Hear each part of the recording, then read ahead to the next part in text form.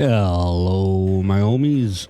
One smart cat doing some Dead by Daylights, and not only that, but this is the public test build of the new chapter of Dead by Daylight that will be coming out soon.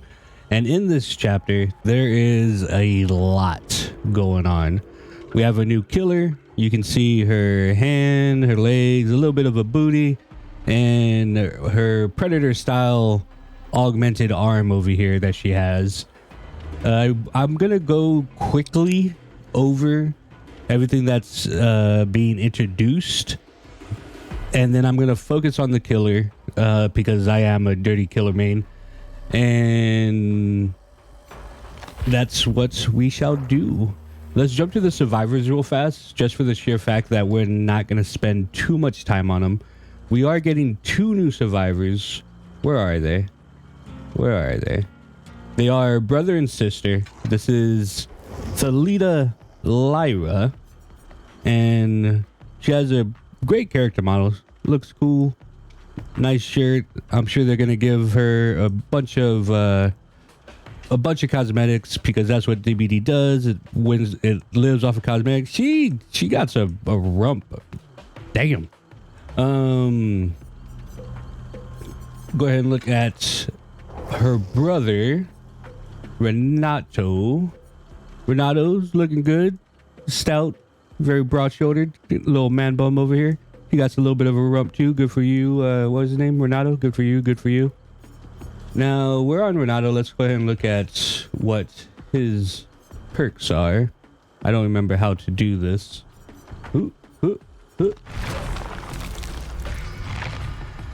Alright, we'll just look at him through here. So we're not going to spend too much time on this because the killer is a lot to unpack, honestly. So we'll just say that with him, these 3 perks come in. And essentially with this one, you can pause it and read the whole thing if you like. The perk activates once you are 1 hook away from instant death. Whenever you're on your last death hook, any ability that you have that causes exhaustion, while you are still healthy, because you do have to be healthy for it to work, basically you can use this ability to hurt yourself, but it takes you out of the exhaustion. So if you're using Lithe and you jump through a window, they'll give you the speed boosts of the Lithe, and then you can use this to hurt yourself, get rid of the exhaustion, and use Lithe again. Same thing with jumping down, and same thing with sprint burst. You can sprint burst away, use this to hurt yourself, and then use sprint burst again. It's a very, very powerful perk. It can extend chases like insanely. The thing is though, it only happens on your death hook. So there's already talk of the fact that killers are going to be tunneling people whenever they're on their death hook. That way they don't have to deal with blood rush. And honestly, it's a valid concern, considering that a lot killers like to tunnel already. So yeah, we're gonna have to look out for that. This is a new kind of perk. This is called teamwork, and now teamwork works whenever you stay within 12 meters of somebody else. So whenever this guy, whenever anybody using the perk, it doesn't have to be this guy obviously, but whenever you're using the perk, after you whenever another survivor finishes healing you, both of you leave no scratch marks for as long as you stay within 12 meters of each other. And is there a duration on it? Stay within 12 meters who healed you, or until one of you loses a health state. So if either one of you gets hit, then you don't have it anymore. Okay, good to know. Losing your scratch marks it depends, and like you also have to like stay near each other for it to work. If you're dealing with a bunch of randos, you know, a lot of times people just heal you and take off. So it kind of depends. Background player. After you unhook another survivor, break into a sprint of 150, normal moving speed for 6 seconds. This doesn't make a lot of sense to me, because if you unhook somebody, usually you want to protect them. You know, usually you want to take a body a body block for them, make sure that they don't get immediately downed again. So the fact that whenever you unhook somebody, you could just run away and get like half the map away while they're just going to get tunneled again is kind of a weird perk. Yeah, that one's kind of weird. I don't think nobody's going to use that if that's the way that it goes. Unless you're like a piece of shit survivor and you're just trying to farm your fellow survivors. Okay, people might use that. There are a bunch of pieces of shit survivors that might unhook somebody and then just disappear into the map. Okay, so Thalita, friendly competition. Whenever you finish repairing a generator with at least one other survivor, this perk activates. You and other survivors who finish repairing the generator get 5% increased repair progress speed for 45 seconds. So this is a gen speed up perk. But it doesn't look like it's that much. You get 5% for the next 45 seconds. So you have to finish a gen and then immediately go jump on another gen. And on that new gen, however much time you wasted to get there, you have what's left of 45 seconds. Anything that speeds up gens is a little bit scary, but I don't think that's going to be too crazy. There's another teamwork perk. After you heal another survivor, if y'all stay within 12 meters of each other, you both move 5% faster. Now this is pretty good. Moving 5% faster against the killer is pretty huge. That lets you extend chases a lot more. 5% doesn't sound like that much, but I mean that 5% could be the difference between you getting to a new pallet or a new window and just starting a whole brand new loop. So this one is pretty interesting. Once again, you do have to stay within 12 meters of the person that you healed. Is it you whenever you finish healing another survivor? Yeah. So I can see this working, especially with people who are on comms, like, you know, people who are playing with their friends and all that. That is going to be annoying if like you have a full team running this and then basically anytime somebody gets healed, they get to run 5% faster and they're all running as a group. So that one is a little bit scary to look at. Cut loose. After performing a rush vault in a chase, this perk activates. While this perk is active, your rush vaults are silent for up to 4 seconds. Successfully performing a rush vault during that time resets the timer. So this is also a very scary perk that's going to be coming up. So the first time that you jump through a window is going to make the loud noise and it's going to make the indicator. But after that, you can jump right through the same vault and it's not going to make the noise that time. So this is going to be really huge for mind games on the survivor side. Because you can jump through the window at Shack and then jump back through the window at Shack, and the killer's just going to assume that you are still on the other side of the window. So this is probably the scariest perk out of everything with the survivors. But that's all the survivor stuff. Anything that I was on there, you can pause and see, you know, actually read the whole thing. But besides that, all of the survivors are the same thing. They're just basically different skins, and their perks are what's important. You're going to play every new survivor the same way that you're going to play any old survivor. But the new perks are what are the game changers. So now that we have their perks out of the way, this is the new killer. She is like a self-made millionaire who has decided to get into the murder business. I didn't read her bio. I don't remember how to go to the character info. There you go. I'm not gonna read all this. I'll scroll through it. So if anybody wants to read through all this, go right ahead.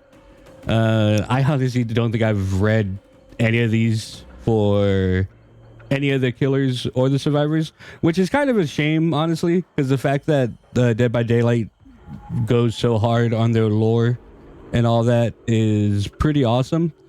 But like, I'm continuously scrolling right here, and there's just a lot of shit.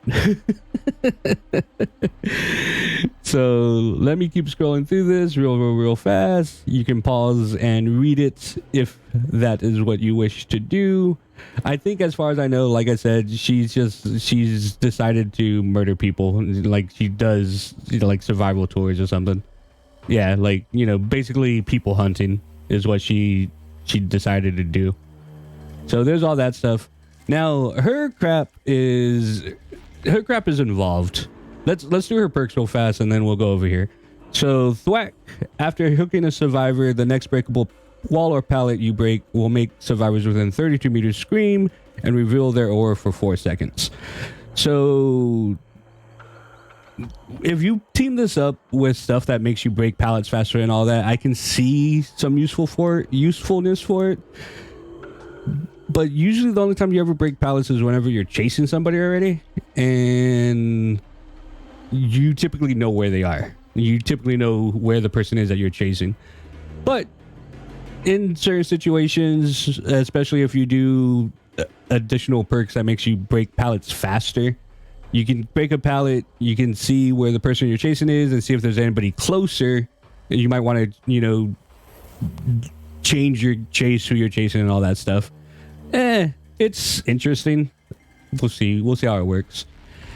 Leverage. Each time you hook a survivor, you gain a token, up to 10 tokens. When you hook a survivor, this perk activates. For each token, reduces the speed of which survivors heal by 5% for 30 seconds. So this would be a really good perk if it didn't have that 30-second timer, because this could be like a health slowdown build, but the only time that it reduces the speed of healing is for 30 seconds after you hook a survivor. So if you hook a survivor for the next 30 seconds, people have shit healing or shittier healing than they usually do. So I guess it helps you, find people who are hurt. It feels like this would help you with tunneling, honestly. It makes it so that whenever you hook somebody, if they get insta saved, then they're not gonna be able to heal up before you get back to them. I don't really see a big use for this one. See if anybody comes up with anything. Game of Foot. While you are chasing the obsession, this perk activates. Damaging generators and breaking walls or pallets gives you 5% haste increase for 10 seconds. Whenever you hit the survivor with the most time in chase with the basic attack, they become the obsession. So this is a really interesting perk. The game is keeping track of who you are chasing the most, and if you hit the person that you're chasing the most, then they become the obsession. And while you're chasing the person that is the obsession, if you damage a generator or break a wall or a pallet, you get 5% haste boost for 10 seconds. So going along kind of like with this, if you do a build where you're able to break pallets and gens and like all that stuff quickly, then you get 5% haste boost after that. This could be an interesting build using this with like a Wraith or anybody who's able to break stuff very quick. All right. Let's get into her power. So you can read all that stuff. It's all there. Pause it. I'm going to leave it here for right now, but you can pause it if you need to see it. Essentially, she can put out drones all around the map.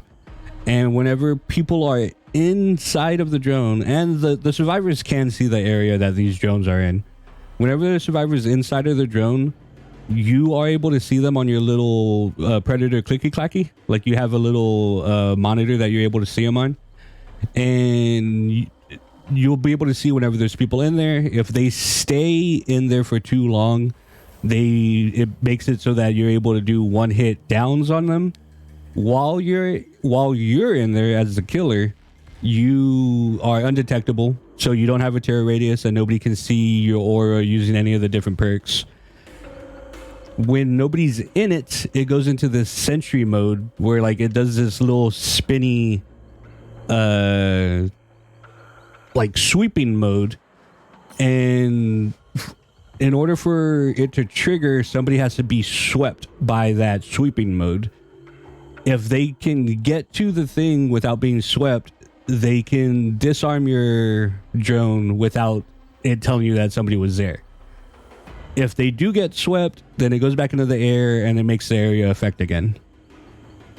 If the survivor dismantles one of your drones, they get a claw trap on them, the special effect claw trap. And the claw trap, I need to read this one. Claw trap broadcasts the survivor's location to the killer until the battery dies. So if they have the claw trap on them, you can look at your little dealie whenever you want, and you can see where they are for as long as they have that on them. If they go into one of the drones, it immediately enters active mode because they have the claw trap, and the claw trap recharges, so it keeps it going.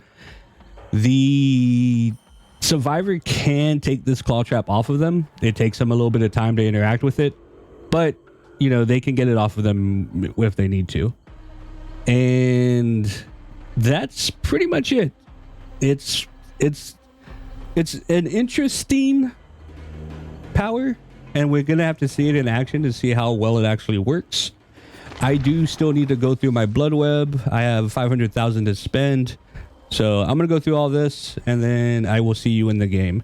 I am gonna try to do a game with actual survivors, but if that takes too long to find a game, then I'm just gonna do bots, because that's something that we can do now in Dead by Daylight, and we didn't used to be able to do that. So I'll see you in game after I do all of my blood purchases. All right, so this is what we're going to go in with. We're not going to do any add-ons because I just want to see what her base power is. We are doing bloody party streamers. That way I can get more blood points, so I can put more blood points into her. I got her up to level 30 something. I got her up to level 32. I did not get a single Mori. Like, no kind of Mori at all. So usually I would just run her regular perks. These are her regular perks again, if you wish to see them again. These are the perks that come with her. Usually I would just do those starting off, like on the public test build, but I want to see the Mori, so I'm also going to do Devour Hope, and hopefully we can get 5 tokens, and hopefully we can get the Mori as well. I can't believe I didn't get a single Mori in fucking 32 levels. That's insane. Anyway, let's get into a game. Hopefully a human game. All right. How is her power going to work on this map? This is... because I think the drones need line of sight in order for them to go off.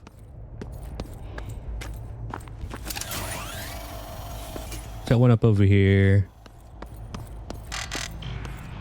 Oh, we triggered on somebody.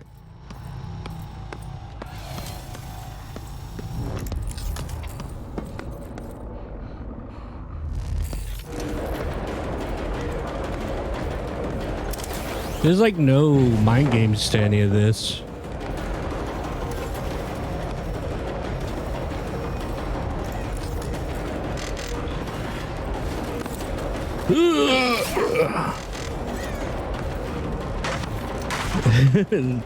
This is gonna be tough with her.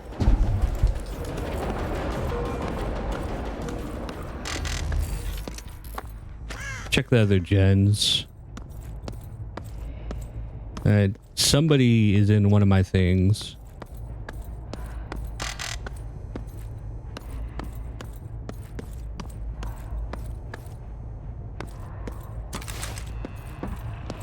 Oh, it does say if they're above or below. That's cool.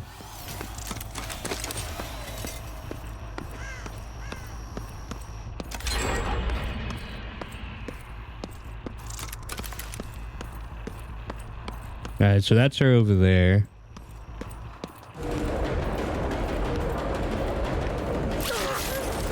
She was trying to take the thing off of her.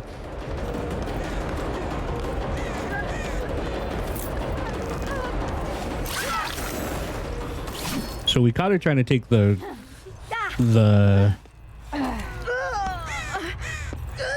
little spike jaw off. Try to get away from her so we can get our Devour.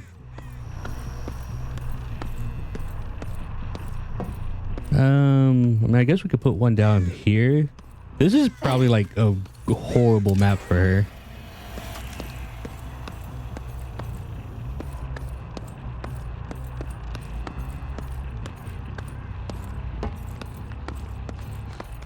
I don't want to run back to the... Okay, we got the Devour.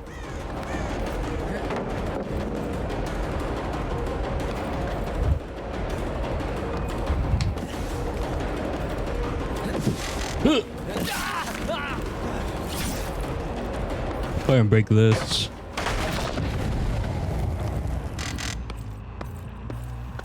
What happened? What just happened there?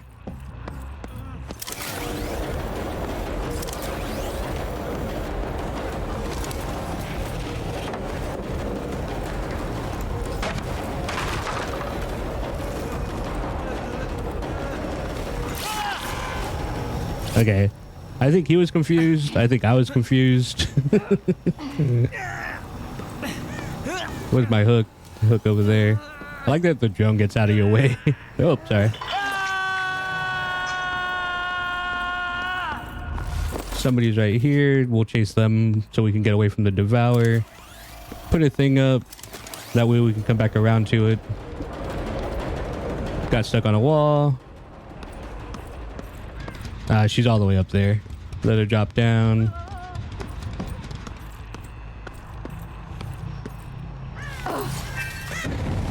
Alright, so we have 2 Devour stacks now. Hello.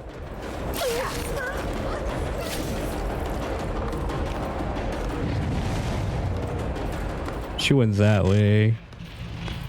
Somebody's over here.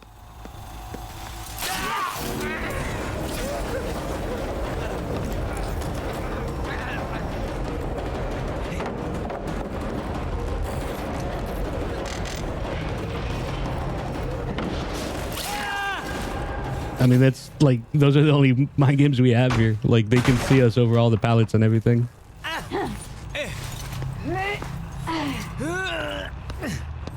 Did somebody break my Devour?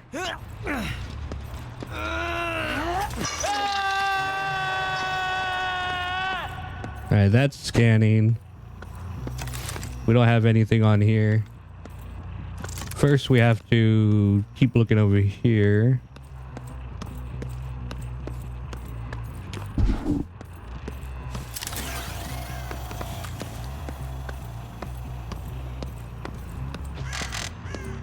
Looks like they're all on the bottom. Being on the bottom is gonna be rough, honestly. They just popped underneath us. Okay, so we have 3 stacks now. This guy's about to go down. So now they know we have Devour. I heard him behind me, but I couldn't do anything about it. That was a long stun.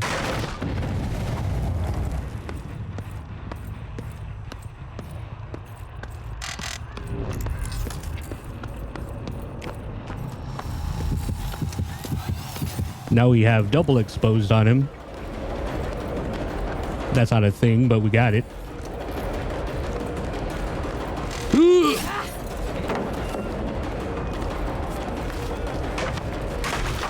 Is somebody healing next to me? Hey, what's up?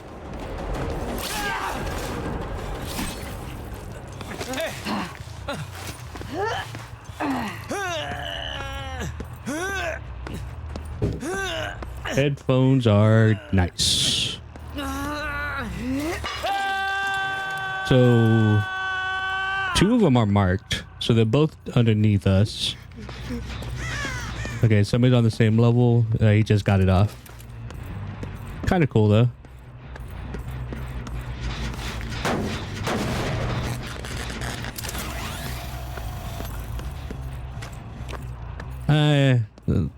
I want to get the Devour stack, so I'm not going to chase that down.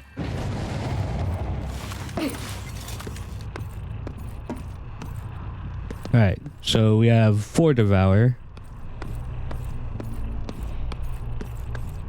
The power is interesting, but it's kind of rough. So you put up sentries.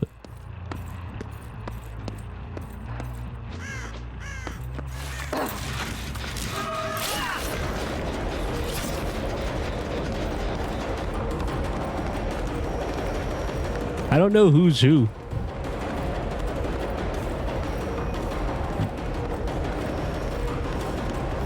Like, I don't know who I've hooked and who I haven't hooked.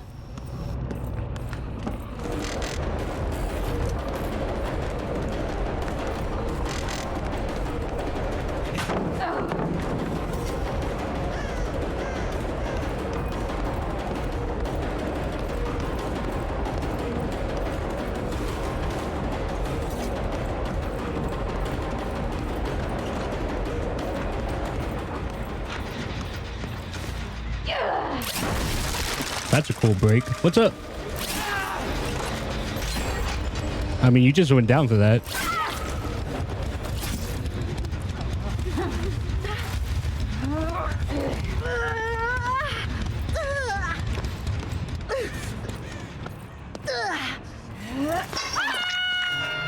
Alright, so when we get that one, then we'll be able to Mori somebody.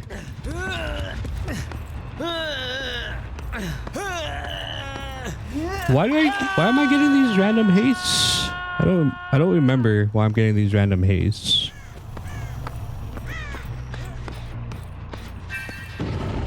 Oh, it's time to Mori.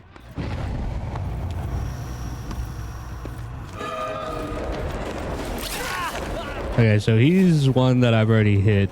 Well, he's the one that just got off the hook.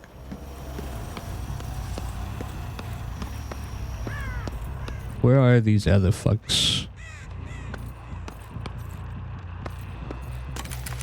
Nobody's on radar.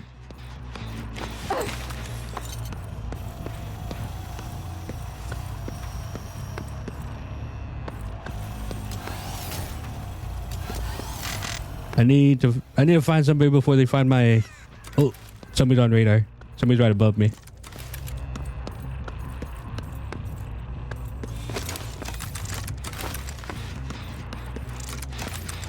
Come here.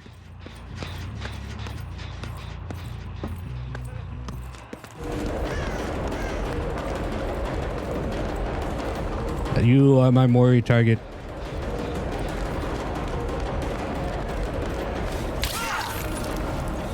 All right. Move him out of the way a little bit. This would be heartbreaking if somebody breaks it right now.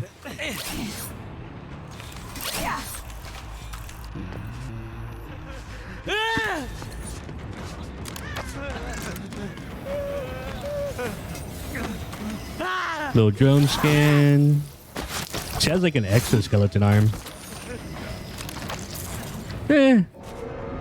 Kind of meh.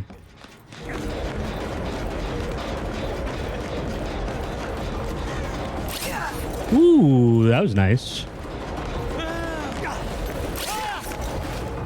Like a predator drop on him.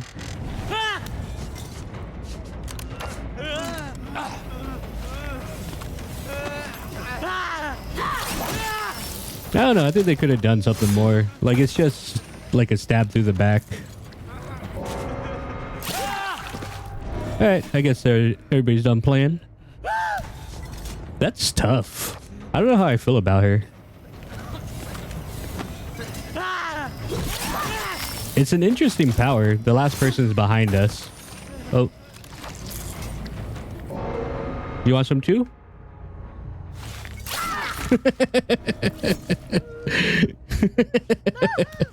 That's great.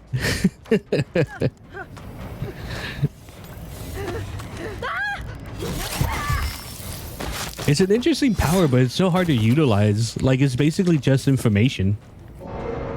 And like, information in this game is good. You know, it's really good. But if that's all you have, then you're just an M1 killer with information. I don't know. I don't know how I feel about her. I was playing her, you know, without any add-ons and with just like her base perks and stuff. So like, if you do different builds and stuff like that, she might be a bit better. Look at that walk cycle. Is that the way that she's walking around the map? Damn. Well, hopefully you enjoyed it. Hopefully I'll see you in another video. Whenever she releases, I'm definitely going to play more of her and try to do an actual build with her. But we'll see how it goes. Wee.